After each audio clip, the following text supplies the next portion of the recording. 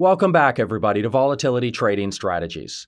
So this is one of the hardest videos I've ever had to make because it does involve a young man losing his life, and the whole story is just sad beyond words. Now, I won't be mentioning the young man's name here, and I don't want to pick sides and try to determine right and wrong. I want this to be as unemotional and constructive as it can be. Now, of course, my deepest condolences go out to the family and friends. This is just so heartbreaking, and I'm truly sorry that it happened. I'd like to just do my small part to make sure that it doesn't happen to you or anybody else you know. In this video, I'll be going over 5 things that I think all traders need to do in order to protect themselves against something like this happening. And I don't just mean for new traders. This applies to everyone. Some of these things you may still not have taken care of yet. So no extra stuff today. Let's just get into what happened.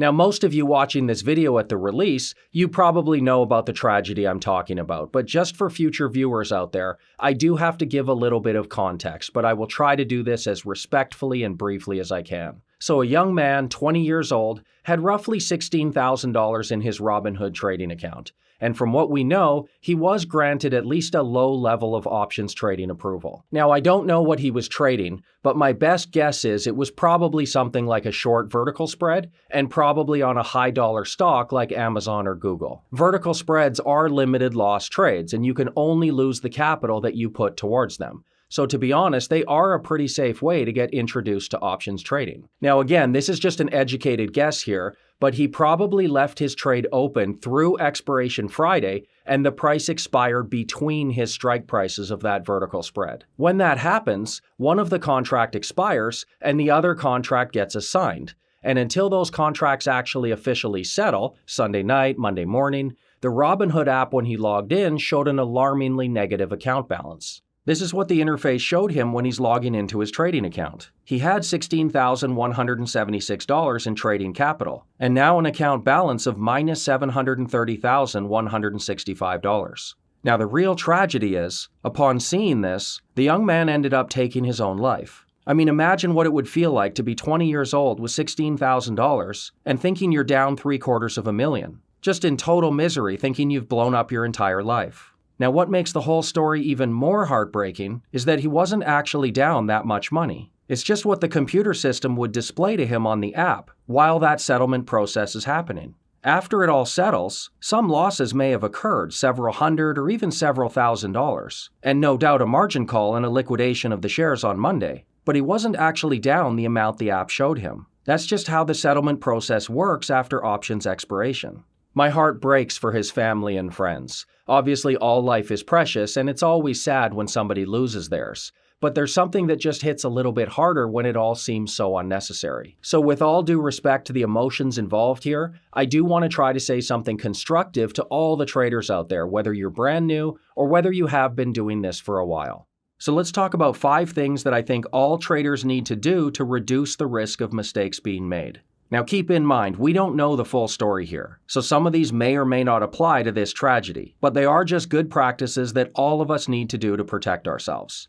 So the first one is only use a reputable, well-established broker. Now I'm not saying Robinhood isn't. If that's the one you truly like, and as long as you understand all the limitations, then I'm not going to say don't use it. Now, it has suffered an awful lot of crashes recently, so I think it's off the table just due to that. But again, I'm not going to directly tell you that you can't use it.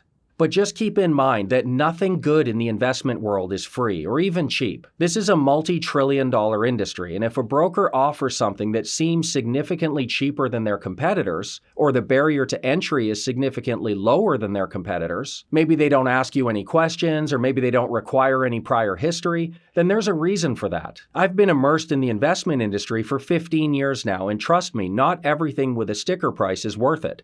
There's plenty of expensive garbage out there, so do your due diligence. But I can tell you that there's very few things that are cheap or free that are worth it. Good financial advice costs money. Good financial services costs money. Anything worth using, it costs money. Personally, I use Thinkorswim from TD Ameritrade and Interactive Brokers. Now, I'm not saying these are the best. There's also Tastyworks, Fidelity, Schwab. There are others. But in my opinion, you do want to stick to the big ones with the best services and the best reputation. Now, moving on to the second tip, it's to make sure that you've successfully contacted customer service and spoken to a real person at least 2 or 3 times before placing your first trade. As I explained in the tragic story of this young man, he wasn't actually down what he thought he was down. But sometimes in a panic, we don't make the best decisions. When we're feeling confused and we don't know what to do, we feel helpless. So you want to make sure that if something happens in your account that you don't understand, the first thing you do is contact customer service and have it explained to you. This is why it has to be a reputable broker with really good services. And you have to test it beforehand. You have to make sure that you can get somebody on the phone to walk you through any problems when they come up. And you also need to get a very clear understanding of what their service is like off hours. Can you talk to somebody Friday night or over the weekend? Or are you just going to get an email response 3 to 5 business days later? So make up a couple of trivial questions and ask them, and see what the process is like to get them on the phone, both during market hours and off hours. If you can't get help when you need it, then don't place any trades. The third tip is make sure you log in and check your trades every single day. If there's any problems with your positions, red flags, margin issues, regulatory notes, it's important to see those the same day they are sent. For some brokers, this will mean logging into 2 different places, the trading platform and also the online account management.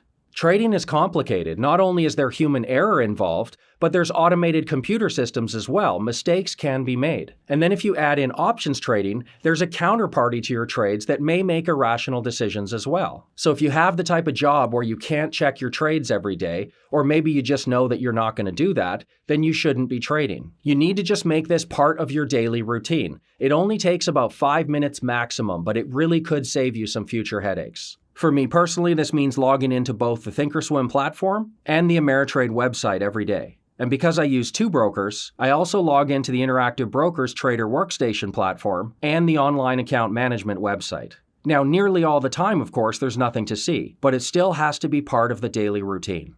The fourth tip I have for you, along the same lines, is make sure all of your account information is updated and correct. This is the same thing. If any problems arise, they will contact you. Now, I've heard people say that they use burner email addresses that they don't check very often because they don't want the junk mail, or they change address and phone number and they don't bother to update it because it's a hassle. You really don't want to do this because if there is a problem, you want to make sure that there's a very clean line of communication so that you can be notified as soon as something happens. Nearly all problems can be fixed as soon as you become aware of them and you can take some action. But if they can't contact you, or they're trying to but you're just not getting them, then that could cause some major problems. So make it a point right now, in the next day or 2, to update all your account information and make sure that they know how to contact you. You may think it's a hassle, but believe me, it's in your best interest to make sure you're available and you see all the messages sent to you.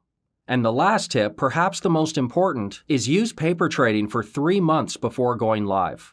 I know you think you know what you're doing and you're ready to trade. Maybe you're just buying stocks. You just click a button and you're done. It couldn't be easier. And I agree, everybody can do this. But remember, just because you can doesn't mean that you should or that you're ready to. This is serious business and a lot of money can be lost very quickly if you make mistakes. The point of the paper trading account is just to iron out all those kinks and confusion that is totally natural for new traders. You're going to make some beginner mistakes and you don't want those to cost you money. Any reputable broker, and this gets back to number 1, it has to be a reputable broker, but all of the major ones are going to have a paper trading option available for you. Use it. I know you want to start trading as soon as you fund your account, but remember, successful investing is a multi-decade-long process. You can't be successful if you rush it, and if you can't be patient and paper trade for 3 months, then you're just not ready. All of us are heartbroken that a tragedy like this happened, but I can see how it could, and I desperately hope that it never does again. This is serious stuff, and I've always felt that finance and investing is seriously undertaught in schools. We reach an age where we're allowed to do it, and maybe we even have the capital to start, but we just weren't taught the basic skills and structure to succeed, and it becomes risky. Follow those 5 tips. I know they might seem mundane, but remember, banks do not have your best interest in mind, so you have to be proactive and take care of all of these things yourself. Thanks for watching. Thank you so much for watching the video.